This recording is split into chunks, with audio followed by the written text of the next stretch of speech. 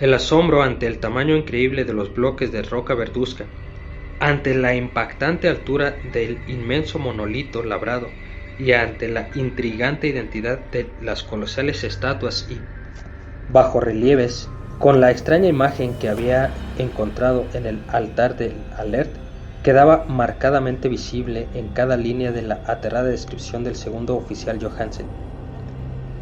Sin conocer el futurismo, Johansen logró plasmar algo muy similar a este cuando escribió sobre la ciudad, pues en lugar de describir alguna estructura o edificio definido, él solo abundaba en las vagas impresiones que le causaban los amplios ángulos y las superficies rocosas. Superficies demasiado extensas para pertenecer a cualquier cosa natural y apropiada para nuestro planeta, y hechas impías con sus horribles imágenes y jeroglíficos. Si menciono su relato en los ángulos es porque sugiere algo que Wilcox me había dicho al respecto con los horrendos sueños. Él me dijo que la geometría del sitio onírico que veía era anormal, no euclidiana y repugnantemente evocadora de esferas y dimensiones que estaban apartadas de las nuestras. Ahora, un marinero de poca cultura sentía las mismas cosas mientras observaba directamente la terrible realidad. Johansen y sus hombres desembarcaron en un barco de lodo con pendiente en esta acrópolis monstruosa y subieron, resbalándose por los titánicos bloques fangosos, cuyo tamaño demostraba que esa escalinata no había sido hecha para mortales. El sol mismo en el cielo parecía estar distorsionado cuando se le observaba a través de las miasmas que lo polarizaban y de los que emanaba esta perversión empapada por el mar. Y una irregular sensación de amenaza y suspenso acechaba maliciosamente desde aquellos ángulos demenciales y fugaces de roca labrada en la que un segundo vistazo revelaba concavidad cuando a primera vista habían parecido convexos. Algo muy parecido al miedo se había apoderado de todos los exploradores antes de que pudiera ver algo más definido que roca, limo y algas. Cada uno había huido de haber ignorado su temor a ser la bruma de los demás, y solo los movía a seguir con la exploración una mínima motivación: encontrar algún souvenir que pudieran llevarse consigo. Pero fue en vano. Fue Rodríguez, el portugués, quien subió hasta el pie del monolito y gritó lo que había hallado. El resto lo siguió y miraba con curiosidad hacia la inmensa puerta labrada con el ya familiar bajorrelieve del calamar dragón. Era, según anotó Johansen, como la puerta de un granero enorme. Todos sentían que era una puerta por un dintel, umbral y kiosco adornados alrededor de ella, aunque no podían decidir si estaba plana en horizontal, como una trampa, o inclinada al igual que la entrada exterior a un sótano. Como Wilcox había dicho, la geometría del lugar estaba toda errada. Uno no podía estar seguro de que el mar y el suelo estuvieran horizontales, de ahí que la posición relativa de todo lo demás pareciera tan fantasmagóricamente variable. Briden empujó la roca desde varios puntos, sin obtener resultado alguno. Entonces Donovan pasó sus manos con delicadeza por el borde, presionando cada sitio por separado según avanzaba. Escaló interminablemente por las grotescas molduras de piedra. Es decir, uno podía asegurar que escalaba si la cosa, después de todo, no estuviese horizontal. Y entonces los hombres se preguntaron cómo era posible que una puerta en este universo pudiera ser tan inmensa. Entonces, muy suavemente y con gran lentitud, el dintel de cerca de 4 kilómetros cuadrados comenzó a abrirse hacia adentro desde arriba, y vieron que se balanceaba. Donovan se deslizó, o de alguna manera se propulsó hacia abajo, o a lo largo del kiosco se reunió con sus compañeros, y todos observaron la extraña hendidura del portal monstruosamente esculpido. De esta fantasmagórica distorsión prismática, el movimiento era anómalo, en un sentido diagonal, así que todas las reglas de la materia y la perspectiva parecían alteradas. La abertura era negra, de una oscuridad casi tangible. La lobreguez, de hecho, era una cualidad positiva porque ensombrecía ciertas secciones de las paredes que debían quedar reveladas. Entonces pareció brotar, como humo expulsado después de su aprisionamiento durante incontables eones, algo que oscureció el sol notablemente, conforme se iba alejando con sus membranosas alas batientes por un reducido y menguante firmamento. El olor que surgía de las profundidades recién abiertas era intolerable, y con presteza el fino oído de Hawkins le hizo pensar que había escuchado un horrendo sonido espeso en el fondo. Todos los presentes pusieron atención y seguían poniendo atención cuando eso se apareció ante sus ojos, moviéndose con torpeza, viscosamente y forzando a tientas su gelatinosa inmensidad verduzca a través del portal negro hacia el mancillado aire exterior de aquella ponzoñosa ciudad de locura. La escritura del pobre Johansen casi se quebró cuando anotó esto. De los 6 hombres que nunca alcanzaron a volver al barco, él creía que 2 habían muerto de terror puro en ese instante maldito. La cosa no podía describirse. No existe lenguaje para tales abismos de locura aullante e inmemorial, tan pavorosas contradicciones de toda materia, fuerza y orden cósmico. Una montaña caminaba o daba traspiés.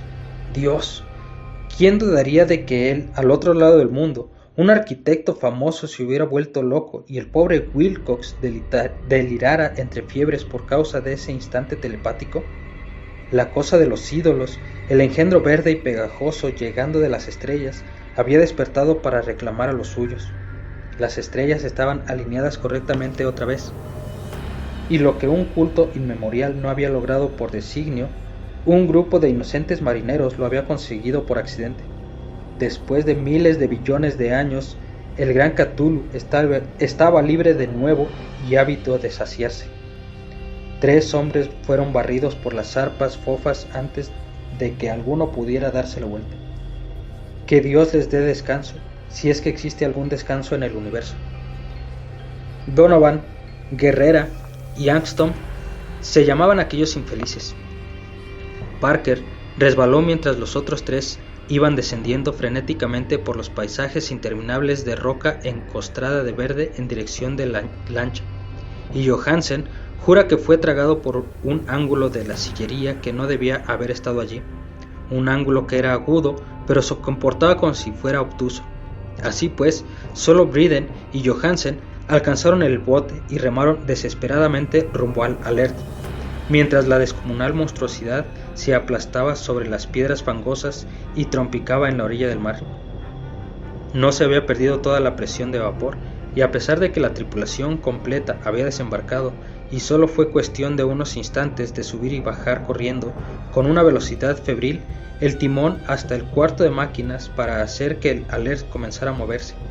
Lentamente, en medio de los horrores distorsionados de aquella escena indescriptible, el yate comenzó a surcar las letales aguas, mientras que, en la sillería de aquella costa cadavérica, que no era de este mundo, la costa titánica que descendió de las estrellas se mecía y farfullaba como Polifemo maldiciendo al barco fugitivo de Odiseo. Entonces, más audaz que el cíclope del relato, el gran Cthulhu se deslizó pesadamente hacia el agua y comenzó la persecución con enormes brazadas de potencia cósmica que levantaban olas descomunales. Bryden miró hacia atrás y enloqueció, riendo imparable y desgarradoramente y a intervalos hasta que la muerte lo halló en el camarote de una noche, mientras Johansen daba vueltas sumido en el delirio. Mas Johansen no se había rendido aún, sabiendo que la cosa, con toda seguridad, podría rebasar al Alert mientras la caldera no estuviera en su máxima capacidad. Decidió correr un riesgo desesperado. Colocando la potencia del indicador del motor a toda máquina, como un rayo, se movió por la cubierta hasta llegar al timón y dio media vuelta. Hubo un poderoso remolino y mucha espuma en el océano intoxicado, y conforme el buque aceleraba más y más, el valiente noruego condujo su embarcación directamente hacia la masa gelatinosa que lo perseguía y se elevaba por encima de la sucia espuma, igual que la proa de un galeón demoníaco. La espantosa cabeza de calamar con tentáculos que se agitaba estaba casi a la altura del buaprés del residente yate. Mas Johansen siguió avanzando, implacable. Entonces ocurrió un estampido. como el sonido de una vejiga al explotar, una viscosa suciedad como de un pez luna que revienta, un hedor de 1000 tumbas abiertas y un sonido que el cronista no fue capaz de descubrir en papel. Por un instante, el barco fue mancillado por una cegadora nube verde y cáustica, luego solo un hervidero venenoso de la popa donde, Dios del cielo, los desperdigados fragmentos blandos se estaban reagrupando nebulosamente para recuperar su forma original.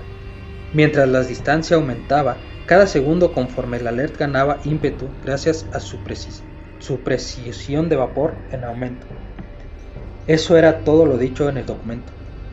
Luego de esto, Johansen solo se dedicó a reflexionar mientras observaba el ídolo de la cabina y se ocupaba de alimentar un poco al lunático que se reía a su lado y a sí mismo. No trató de navegar después de su intrépido escape, pues esa reacción había dañado algo en su alma. Entonces llegó la tormenta del 2 de abril y con ella una especie de neblina en su cerebro. Hay una sensación de estar en un torbellino espectral cruzando los golfos líquidos del infinito, de confusos viajes a través de universos vacilantes montados en la cola de una tormenta y de histéricas caídas desde el abismo de la luna y de la luna de nuevo hacia el abismo, todas avisadas por un coro carcajeante de distorsionados dioses ancestrales y los socarrones duendes verdosos del Tártaro con alas de murciélago. De ese sueño lo sacó el rescate del Vigilante, la corte del vicealmirantasmo, las calles de Dunedin y el largo viaje de regreso al hogar y a la casa vieja de las faldas de Egeberg. Él no podía contarlo. Todos creerían que estaba loco, así que pondría por escrito lo que sabía antes de que le llegara la muerte, y ni su esposa debía siquiera adivinarlo. La muerte sería benigna si tan solo pudiese bloquear los recuerdos. Tal fue el documento que yo leí y que ahora he colocado en la caja de hojalata junto a un bajorrelieve y los papeles del profesor Ángel. Con ellos se irá este registro que yo llevo, esta prueba de mi propia cordura, con la cual pude armar lo que espero que nunca se arme de nueva cuenta. He visto todo lo que el universo puede contener del horrendo e incluso los cielos primaverales y las flores del verano habrán de envenenarme desde ahora y para siempre. Pero no creo que mi vida sea muy larga. Del modo como falleció mi tío, tal como murió el pobre Johansen, así habré de sucumbir. Sé demasiado y el culto resiste todavía. También Cthulhu vive, supongo, de nuevo, en ese abismo de roca que lo ha protegido desde que el sol era joven. Su ciudad maldita se ha vuelto a hundir porque el Vigilant navegó sobre aquel sitio exacto donde la tormenta de abril, pero sus ministros en la tierra aún braman y saltan y sacrifican en torno a monolitos coronados con ídolos en lugares solitarios. Él debió quedar atrapado por el hundimiento mientras estaba en su negro abismo o, de otra manera, el mundo ahora estaría aullando de terror y frenesí. ¿Quién conoce el final? Lo que se ha levantado se puede hundir y lo que estuvo hundido puede volver a elevarse. Lo horroroso espera y sueña en las profundidades, y la decadencia se extiende por las inestables ciudades de la humanidad. Vendrá un tiempo, pero no debo y no puedo pensar en ello. Espero que si no sobrevivo a este manuscrito, mis abogados y albaceas antepongan la cautela a la audacia y se aseguren de que no sea visto por nadie más.